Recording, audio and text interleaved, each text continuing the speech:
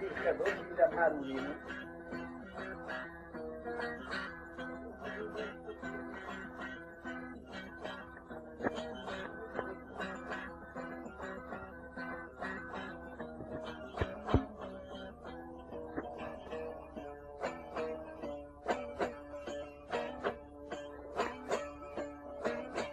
Yarınki cennete gitmeyiz minnet.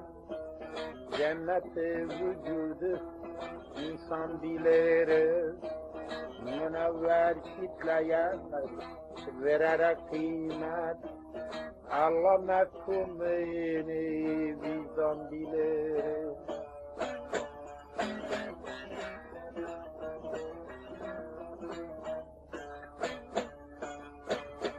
Gayip lazım değil, nideriz lafı, mevcut gördüğümüz bizlere kafi. Sevgi abu hayat, safidir safi, insanları ehli irfan biliriz.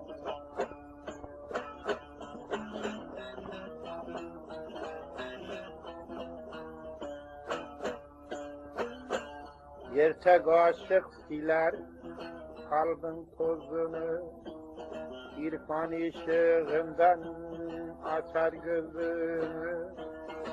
Kamil'in ağzından çıkan sözünü, hem hadis hem Kur'an biliriz.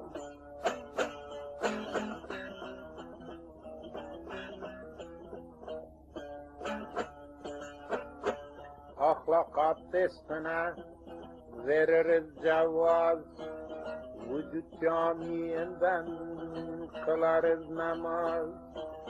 Dostun eşiğine eyleyip niyaz, kendimize bunu erken biliriz.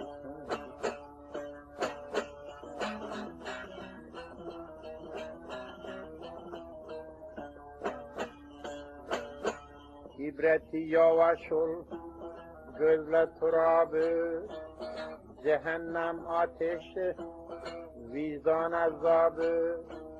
Neylersin yarın ki yevmül hisabı, olgunları huri zulman bilir.